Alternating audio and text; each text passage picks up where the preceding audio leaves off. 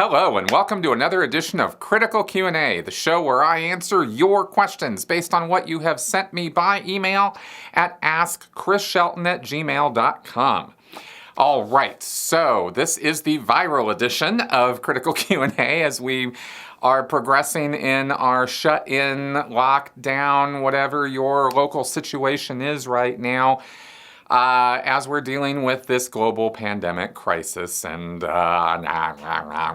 let's go ahead and not talk about that for a little bit and talk about some other things. I've got some great questions this week, but I wanted to encourage everybody to please first check out this week's Three Apostates, Sensibly Speaking podcast. I was joined by Jonathan Streeter and Lloyd Evans, who are a former Mormon and a former JW, respectively, and we had a grand old time talking about our former groups and their response to this crisis and various other things that came up. It was a lot of fun. Had a great time. So I encourage you guys to check that out. And this next week, I'm getting some more podcasts recorded, and I've got some great stuff already in the pipeline. I'm going to put out another talk with John Atack this week, and also I'm hoping maybe to do a live stream or two during the week, since, you know, if some of us have a little bit more time on our hands. I'm actually not one of those people. I've been working from home this whole time. But I want to get more content to you guys and help you out during this time. Okay, so that all being said, I also wanted to put a little plug in for Critical Merchandise. It is available for sale at the Critical Merchandise link below. Don't plug that nearly enough.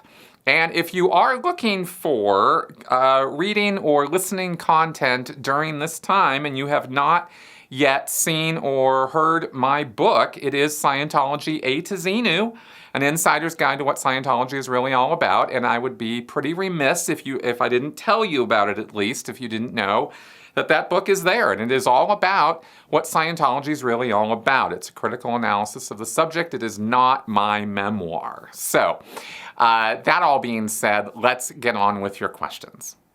Nick C. I just heard that Mark Bunker had won a seat on Clearwater's City Council. For the benefit of relatively new Scientology watchers, Mark is a longtime Scientology critic whose engagement with Scientology goes back at least 20 years. How do you think this makes Scientology leadership feel, especially since both Aaron Smith-Levitt and Mike Rinder were involved in Mark's campaign? Thanks for the question, Nick. I am actually looking forward to getting Mark Bunker back onto my Sensibly Speaking podcast. If you did not see, I will throw a link below to the podcast I did with Mark when he was ramping up for his election. It was an interesting podcast, and we will be doing a follow-up. He's already agreed to do that. We just need to get it scheduled. I think that they are probably pretty mad that Mark Bunker is on Clearwater City Council. There is no world in which that's a good thing for the Church of Scientology. So there's no way they're going to be happy about that. And I think they really did try their hardest to keep him from getting that city council seat, amongst all the other things that they do. And it's kind of telling how little of an effect they had in bringing him down or taking away from his campaign or smearing him or, you know, now I also don't have all the details of what occurred during the campaign. So that's what I'm going to rely on Mark to tell us about when I get him on the podcast. But I can say in general terms that there is no question that somewhere in a file cabinet, a folder, on somebody's desk is a program, a series of steps and targets to get done that has Mark Bunker's name on it. And that program is an effort to ruin him utterly as per Scientology policy. It's not a joke. They actually follow that policy, and they really do want to do that. They didn't get him in the election, and he got on the city council, and now they're going to have a thorn in their side because of that. And they're going to have to deal with that. They were not able to prevent him. In fact, I understand he won by a pretty good number. So you're going to see, I mean, we'll probably talk about this in the podcast, but I'm thinking you're going to see, or you're going to hear about attempts to infiltrate his life or the city council in some fashion more than whatever Scientology's already done. We know from the history of what Scientology did in Clearwater already how their playbook operates. And infiltration is part of their playbook. I'm not just pulling this out of nowhere.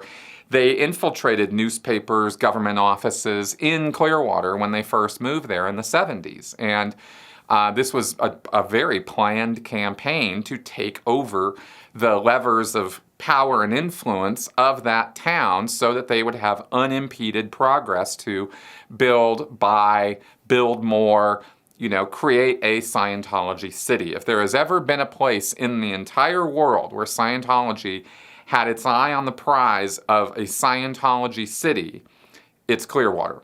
They talked about Portland actually being the first Scientology city, and that was a motto that Hubbard gave to Portland quite some time ago, but really, for all practical purposes, it's Clearwater.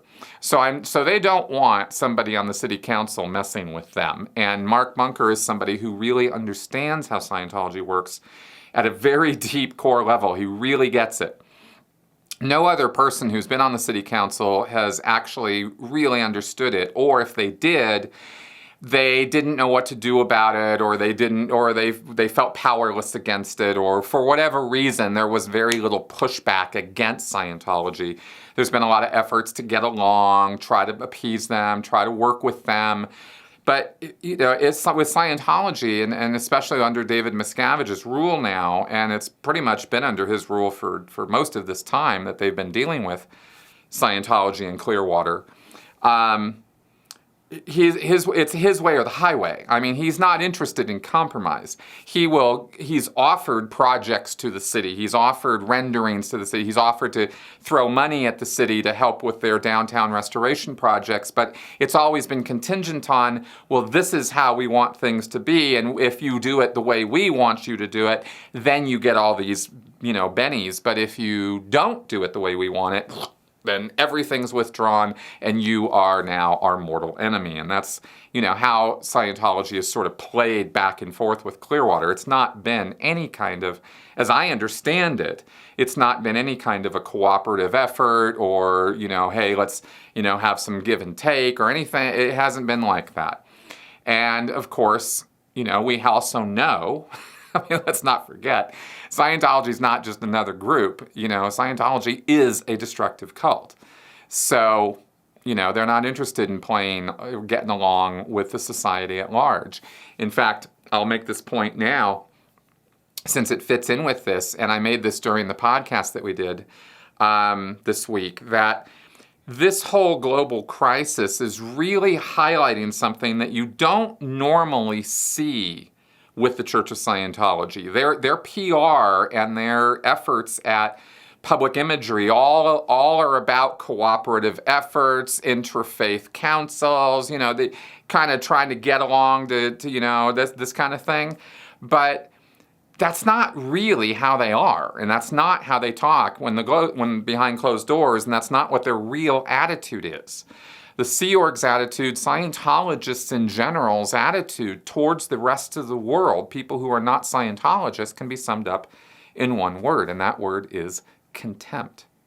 They hold the rest of the world in contempt. And I wish I'd thought to bring this up before in all the talk that I've done about this, but it really is highlighted now where it's never been so obvious to see, the way they're flaunting the social distancing rules, the way they're still encouraging people to come in for social gatherings and stuff. So anyway, I don't want to get on a big tangent about that, just wanted to comment on it because that is how Clearwater has been dealt with all these years, is from a contemptuous attitude. They have to put up with city regulations. They have to put up with these restrictions and stuff, and they're not interested in that. They're very interested in having things their way. Period. And they spend a lot of money to make that happen, and they've bought a lot of influence in that town.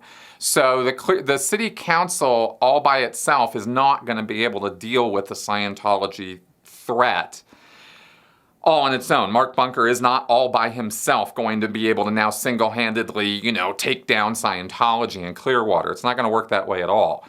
He's just somebody who's finally a point of actual resistance to what their schemes and plans are versus somebody who's sort of passive-aggressively watching it happen and feeling powerless of what to do, which is, I think, how most of their city council folks have been over all these years. Anyway, that's kind of the most intelligent things I can say about that, so I think I'll just leave it at that. Becky in Washington. How can we learn and harness the parts of Scientology that seem to actually work? For example, recently I watched a video of yours in which a woman said that as a girl, her panic attacks were immediately cured after just one session. Or in Ron Miscavige's book, if I remember correctly, he said that David's asthma was quickly cured with Dianetics. Also, how did you meet your wife? You guys are very cute together, and I bet there's a good story there. Okay, well, so first question first. I want to stress something here about, like you mentioned, this girl's panic attacks or David Miscavige's asthma. Let's be clear about something. David Miscavige still suffers from asthma, according to former insiders who have spoken on this, like Mark Headley. He still got asthma. It did not cure anything. And in terms of, I looked up panic attacks, I looked up asthma. There is no cure for asthma, by the way. Asthma is something you manage. It's not something you cure. And if it's psychosomatic in nature, then I suppose it could surrender to some sort of, therapeutic approach. But that's not really what Dianetics is. Dianetics is hypnotism. At its base level, if you're going to look at what is it that makes Dianetics do what it does, it's putting somebody into a trance. It's running them back through, past incidents. It's got some similarity, I guess, in a way to EMDR, some similarity in ways to CBT. These things on a Venn diagram might cross in certain ways in terms of what it's doing up here, even if the methodologies are slightly different. Going back in your past and going back over traumatic episodes can be clarifying in some ways, even if you're in a trance state while you're doing it. So I'm not saying that there's zero therapeutic benefit to it. I've always said it has a limited amount of benefit in a limited number of cases. What Dianetics and Scientology claim in the books, what Hubbard claimed in the books of this, is that it's universally applicable and universally workable, and everybody will benefit from it. And that is just patently not true at all. It's a very small percentage of people who actually positively respond to those techniques. And even if you positively respond, that doesn't mean you're actually cured of physical ailments that have a physical source. And in the case of David Miscavige's asthma, that's the case. So he might have had some Dianetics auditing and felt better, might have entered a euphoric state, might have felt temporarily symptom-free, because a lot of symptomology, really all pain, all symptoms that you experience, you're experiencing up here. It's a created, it's a created sensation in your brain, right? So you can psychologically recreate that, or you can physically recreate that. And if you are able to enter a euphoric state about certain topics or areas for periods of time, euphoria is not a permanent state, then you can sort of release those psychologically caused symptoms, but you're not going to release the physically caused symptoms. If I come up to you in your euphoric state after your Dianetic session and hit you on the toe with a hammer, you're going to hurt, But if you were experiencing some sort of chronic pain that didn't have a physical source and you entered a euphoric state, then you might not re-experience those kind of chronic pains for a while. And that's not a cure. That's a sort of a release from it for a while. It's kind of gone for a little while, but it's going to probably come back. It might not. You might have actually addressed through accident some kind of part of the trauma that actually pops it. But like I said, this is a very rare circumstance among a very limited percentage of the population of people who have received this kind of counseling. So as far as, so I wanted to kind of lay that bare so that we're clear how I'm approaching quote unquote cures or relief of symptoms in a Dianetics or Scientology setting, okay? I think it's really just a temporary state of affairs or it's a placebo effect. Okay, so then you ask, well, how do we harness the power of that? Well, there is such a thing as hypnotherapy. I mean, I wouldn't particularly recommend going and getting it, but at least you're going to be, at least that there's informed consent and you understand exactly what the process is when you're going in, and they're not telling you that they're addressing your reactive mind, which is just some construct L. Ron Hubbard literally made up out of whole cloth, and they're not telling you, they're not preaching to you that they're going to cure all of your psychosomatic illnesses and you're never going to suffer from colds again or anything because of hypnosis. I mean, they're very guarded about what kind of results you're going to get from it, with good reason. They understand that it's not a cure-all and it's not a panacea for everything, but it is an approximation of what you would get in a Dianetic session if they were being really honest about it. So you could go avail yourself of that, I suppose. What the thing about Dianetics and Scientology is, over the years, L. Ron Hubbard threw a hodgepodge of all kinds of things together into this cauldron and sort of stirred it all up, and then sprinkled his own cosmology all over it. And that's really what Dianetics and Scientology are. It's not a unified field of evolved principles that were discovered step by step. That's not how this was put together at all. So it's really kind of random as to when you say the workable parts of Dianetics and Scientology. I go, well, there's books and books and books and books. I mean, they just go on, and there's a lot of crap in there. And some of it might work for you, and most of it's not, and I don't even know where to begin to tell you what's going to work on you. And even then, the word work is kind of problematic, because again, are we talking about entering a euphoric state where you feel better, even though nothing really substantial has been done for you, or are we talking about cures?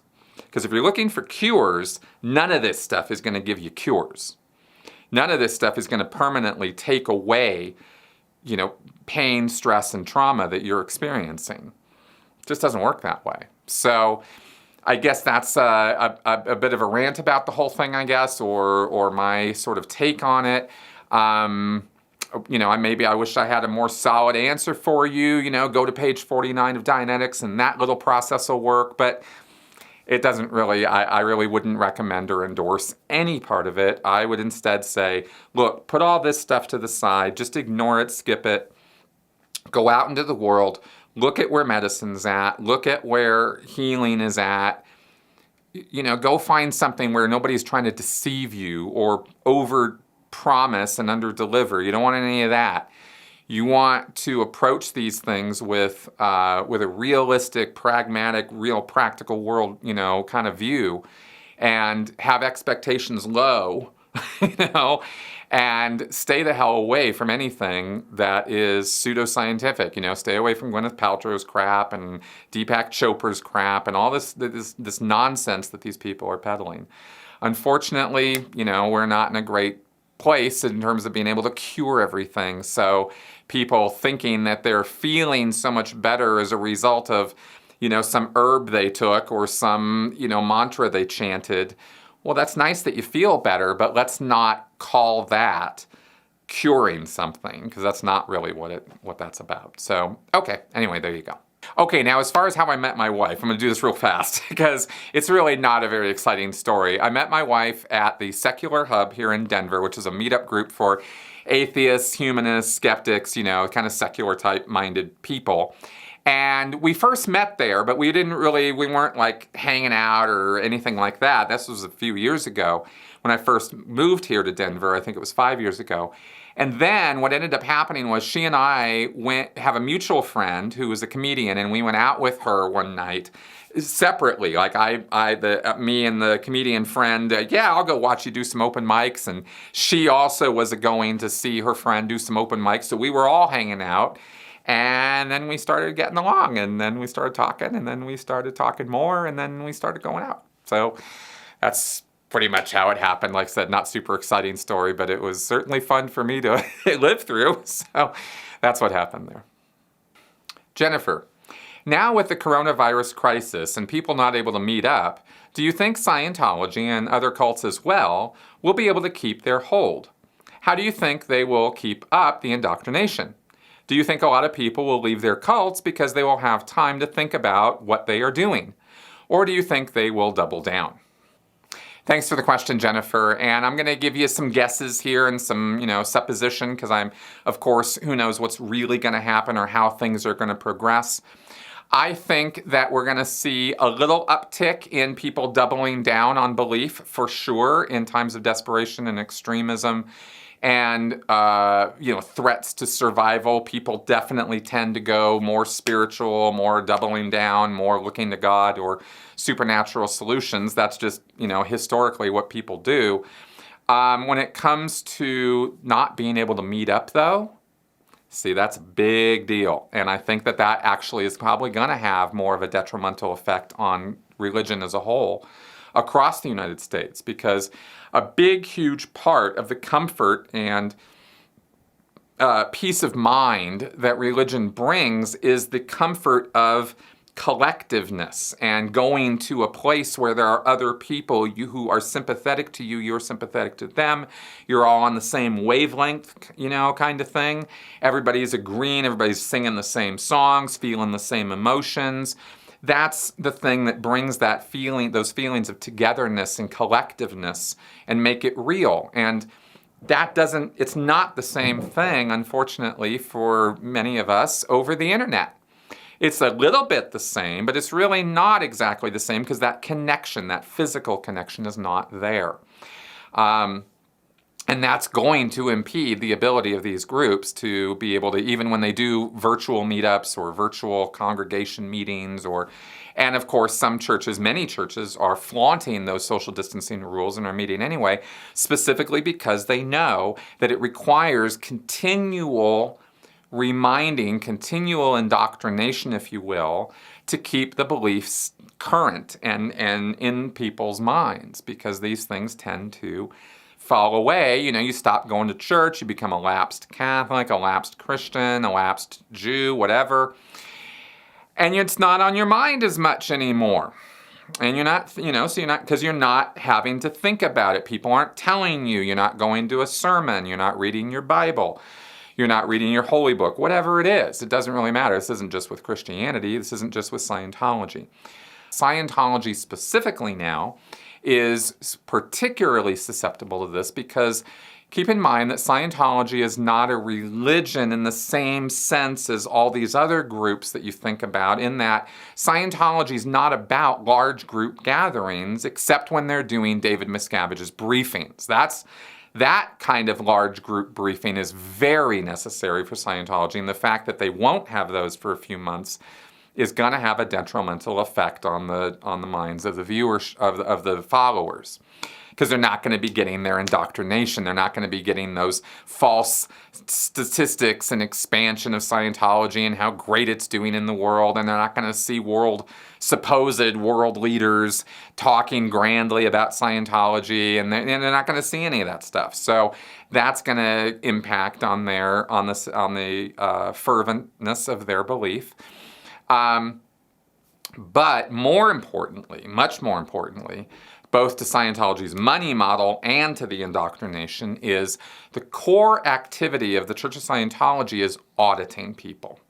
It's the one-on-one counseling, and that's where they make their money. They can make thousands of dollars an hour on an individual parishioner going to Clearwater and paying the big bucks for the big auditing there. And anywhere they go, they're making, hundreds of dollars per hour on that auditing. So with social distancing and with people not being able to gather and not being able to go into the churches, they've even got now, they'll send the auditor to you. They'll send them out to your home, as though that makes any damn sense right now. But that's what they're trying to do. Why? Because that's their money maker. If they can't deliver auditing, then they're not going to be making any money.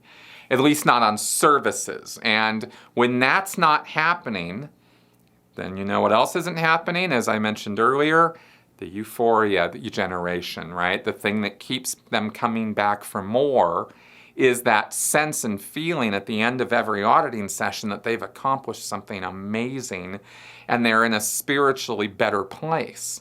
This is a temporary feeling. It's this euphoria. And when that dies down, then they want more auditing. They go get some more.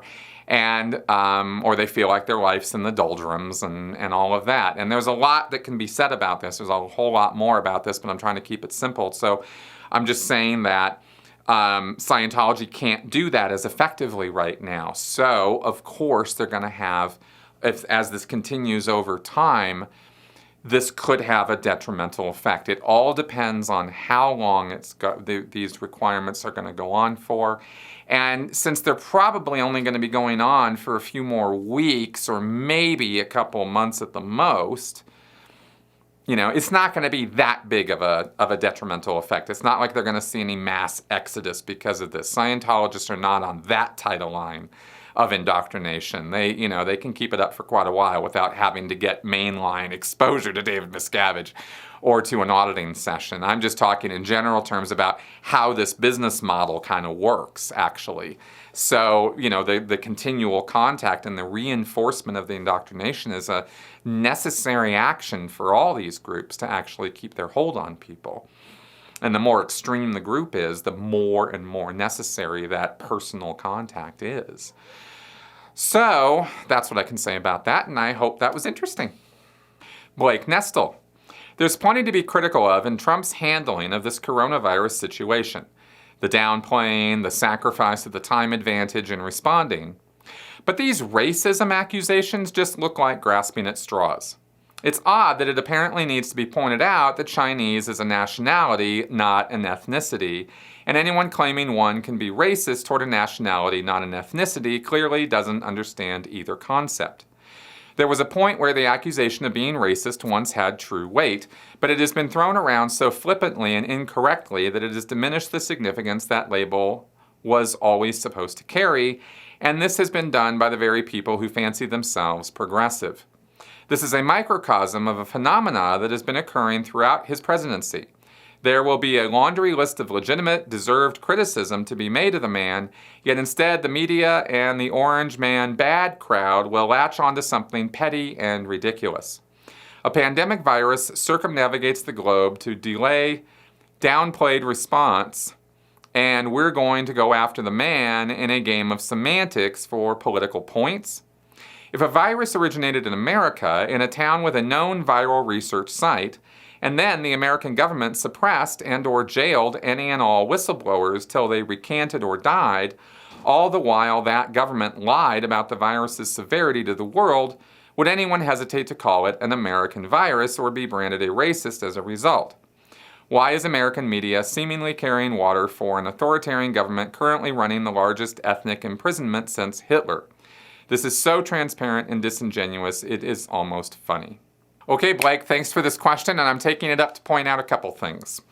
I totally get where you're coming from, and I agree with you that the whole thing is not about racism. It is nationalism, and I said so every time I saw it being talked about. I told Melissa that right off the get-go. I was like, that's not racism, that's nationalism. But more to the point, it's actually what I've read, at least, by somebody who I trust, is that it was actually the Wuhan virus and the Chinese virus and China virus and Trump calling it that and sort of playing with that, which he did, was actually a GOP strategy specifically enacted to enrage the libs and make their heads explode and make people's heads explode who are anti-racist or are anti-nationalist even, right? Like, if you're not down with that, or you don't think that China deserves to be called out on that, or that the Chinese people specifically deserve to be,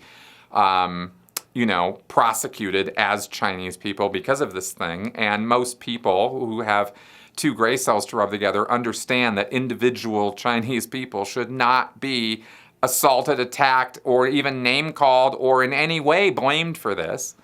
I mean, everybody kind of gets that. It's a stupid thing to say, to call this thing the Chinese virus, as to play on that sort of, racist, anti-racist, nationalist, whatever card. It's just the whole thing is kind of silly, but it was done on purpose as a strategy point so that questions like yours could then be raised.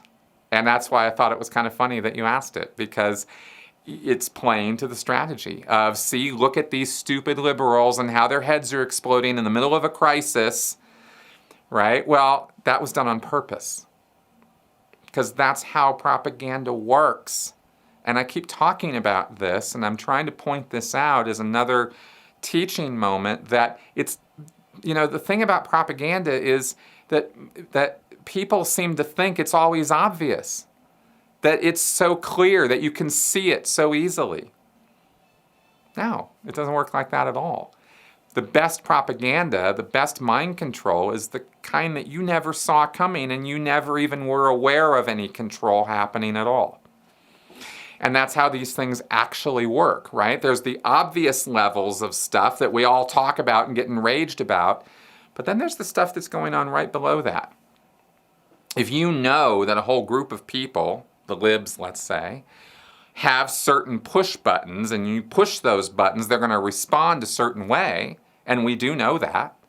Just like we know that if you push certain buttons on the right, boink, boink, boink, people at the outrage will come up. They play people with this stuff. Right? They now plan for that. When it's truly something that was unpredicted, when there are responses that happen to things that are truly new and different, well, you can't predict that. That's not the kind of thing I'm talking about. But at this point, after years and years of this, as you point out, correctly so, that the word racist has been so overplayed, and that you're right, that the progressives, the deep, extreme progressives who have been playing this racist and sexist and misogynist and all these ist words that come out. If you watched my podcast with Dr. James Lindsay a few weeks ago, then and please do if you haven't, because this is why I did that interview, is to show how this kind of stuff works, because he and I he deconstructs it. You see that these words are actually being redefined in a sort of a postmodern milieu where it's all about power structures. It's not about an individual having an irrational prejudice against somebody else because of their skin color, or because of where they're from, or because of what they look like. That's not really how those words are being used anymore by the extreme left. And this is the source point for where the rest of the left is kind of getting, what these words mean now and how they're being used. And they're being used in an anti-power structure sort of way, which is a sort of a corruption of what those words actually are all about. And that's why we're seeing this weird sort of use of these words, and why it doesn't really make a lot of sense, but you kind of go along with it sometimes. Like, what? Because who wants to not, nobody wants to be a racist. Nobody wants to be a sexist. Nobody wants to be a misogynist. Nobody wants to be accused of these things, at least, in a public venue. That much is for sure. So, but yet these accusations fly around all over the place. Well, why? Well, because they're being redefined so that they can be thrown around at anybody at any time for almost any reason, if those people are people who hold power of some kind, and these guys who are using those words want to chip away at or cut that power off in some fashion. That's kind of the direction it's gone in now, and that's a behind-the-scenes thing. You can argue semantics all day long. That's the problem with it. That's the reason why it gets infuriating, teeth-gnashing, upsetting. That's why there's conflict between people on the left with other people on the left, is because they're not arguing the same concept back and forth with one another, even though they're using the same words. This goes back to my argument about religion. We have the word religion. It means three distinctly different things. But there's no way to differentiate which one of those three things you're talking about, because you only use the word religion. You have to talk personal religion, religious practice, and organized religion, right? Personal religion or religious belief. That's one phase of religion. Religious practice, what you do with it, that's another aspect or part of religion. And then there is organized religion, groups of people getting together and doing religion. But since we use the word religion to describe all three of these things, people talk over each other all the time and get into arguments with each other all the time and get offended about the word religion. You're attacking my religion. How dare you? You're stomping all over my religion. Well, which religion do you mean? This is where the definitions of these words and the use of these words gets really important. And it causes all kinds of conflict. I think I've made my point. So this is why these labels do get overused, misused constantly.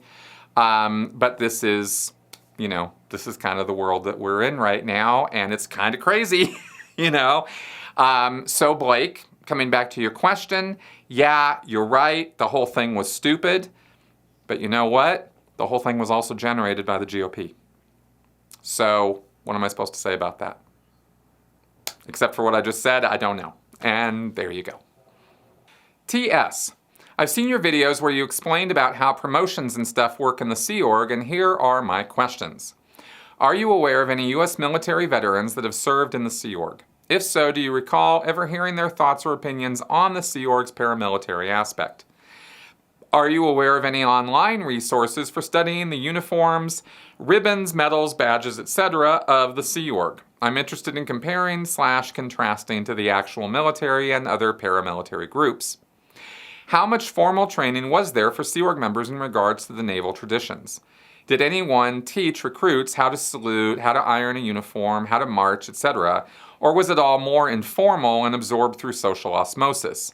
Did anyone actually care about those things being done right by people who'd been in for a while? Isn't it convenient that the uniforms of the Galactic Confederacy just happen to look so much like U.S. Navy uniforms instead of French, Russian, or Spanish Navy uniforms? Okay. So I'm going to first send you to, I think it's a little critical clip I posted on my Critical Clips channel called Ranks in the Sea Org. It gives the graphic of all of the ranks and ratings, so you can go check that out. I'm throwing it on the screen here right now so you can also see it here if this will suffice for you, but I did a bit more of a breakdown in that video. Okay, did I ever talk to people who were vets who were also in the Sea Org? Yes, a couple times I did. They never really made any direct comparisons to life in the Sea Org except to say that it was rougher and tougher than the military ever was, which I found fascinating. I did not expect that at all. I had gone into the Sea Org thinking that the U.S. military was a rough, tough outfit and that things were very tight and crisp and that sort of thing. And I was dead wrong, apparently, according to the veterans who told me about their experience in the Marines. There was all kinds of slack time and people goofing off and all kinds of stuff that we never got away with in the Sea Org. The Sea Org is a 24/7 crisp snap and pop organization. There is no slack off time. It's not just an 8-hour-a-day job. And while I understand in the military you're on duty or potentially being called into duty 24/7, it's really more like a 9-to-5 job for many people on the bases at least. That's what I've heard. Don't shoot me if I'm wrong. Just, correct me. I'm happy to get more information. That's just what I've heard. And when I was in the Sea Org, that's what they told me. Is they were like, yeah, this ain't like that at all. So I don't know. As far as formal training, yes, there's a thing called the Estates Project Force. I've also done, I think, a clip on that, a critical clip on what is the Estates Project Force. Otherwise, you can Google that, Estates Project Force, and you'll learn all about Sea Org's boot camp. And yes, that's where you learn to salute and march, and they do close order drilling, and we did a whole lot of that. I think I did more of that in the RPF, actually, than anywhere else. But there is an honor guard. There are people who get really into all that traditional kind of stuff. But at the same time, most of the maritime tradition is lost on people, who are on land. If they're not on the free winds, on the actual ship that's sailing around, most Sea Org members wouldn't know, a mainmast from a mizzenmast from the, anyway, I don't even know the terms. So they just wouldn't know this stuff, right? I don't. I make no claim of special knowledge about anything connected with the Navy or the ocean or the sea as a result of my Sea Org time. You know, I have a little bit of familiarity with some of the words connected with boats, and that's about it. I wouldn't know my way around a ship if you pointed a gun at me. So there isn't really a whole lot of that. There's just some emphasis on the words of it and on the etiquette of being on the ocean and how there's manners and stuff. Like, for example, one of the rules in the Sea Org is if you're carrying stuff and you're walking down a corridor, and even if a senior officer is walking towards you, he's the one who gets out of the way. You're the one with the burden. And if you're man with the burden has the right of way. That kind of thing you would sort of see through in the culture of the Sea Org, and it is written in the rules. So there are etiquette rules for the Sea Org based on naval tradition that Hubbard wrote, at least, and that's about as close as the Sea Org gets to that kind of thing. Peter, one observation I have from watching your videos and checking out related information is that often people join religious groups due to some very intense experiences. Something which changes the way they look at the world and at spirituality. I also understand that at least some of these experiences can be created by normal methods, meaning methods that are understood by psychology, and there's no need to rely on spirituality to explain them. For example, I am thinking about the high feeling Scientologists have doing the TRs. Another example is what Darren Brown demonstrated in his show, How to Convert an Atheist. I think in both cases, the receiver is convinced that something supernatural is happening, something that cannot be explained by science. As a result, they are receptive to the explanation offered and become a believer. Do you have any advice for where/how to experience such an enlightenment safely? Personally, I would love to experience this myself. I also think this should simply be part of public education. It should be part of the curriculum at schools. Kids should learn algebra, experience what it feels to sprint 100 meters, and experience how their own mind works. It should be available in community colleges. Heck, I think it should be part of traveling fun fairs. Okay. Well, the thing about Euphoria, or the high you're referring to there, is it's really just, we're talking about a rush of neurotransmitters and hormones in the system, in the body. And lots and lots and lots of things create that. Going to see a good movie can create that. Meeting the right person can create that. I mean, what do you think falling in love is? These are all just biochemical reactions to what's happening to external stimuli in the physical world. So there is no spirituality necessary for any of this. Really, because everything you're experiencing is processing here and throughout your body. That's the truth of it. You don't need a spiritual sense or something extra to make all of these sensations and feelings make sense. I'm not saying there isn't a spiritual existence. I'm not saying there isn't some force of will behind all of this that is not necessarily physical in nature. I can't speak to that one way or the other, except to say it's a possibility that there's something supernatural there. But we don't need any of that to explain the sensation of this high feeling or this wonderful feeling or the joy of existence that many of us have experienced in our lives just due to having a great time, a lot of fun, an amazing drug trip, falling in love, getting the promotion, going and seeing a movie or listening to a concert or going to, like an orchestra or something, or seeing anything that inspires and enriches you. That's what creates that kind of feeling. So when you ask me, what can we do to safely reproduce that? I say life. Go live life and really live it. When you are in the moment, your senses are tuned to what's happening around you. You don't know what's going to necessarily happen next. That's a really big part of it, by the way, because your brain can't predict what's going to happen next. That's the thing that makes these experiences feel so new and different and exciting, is you're not able to predict what's going to happen next. If you're in a predictable environment, it's kind of boring, right?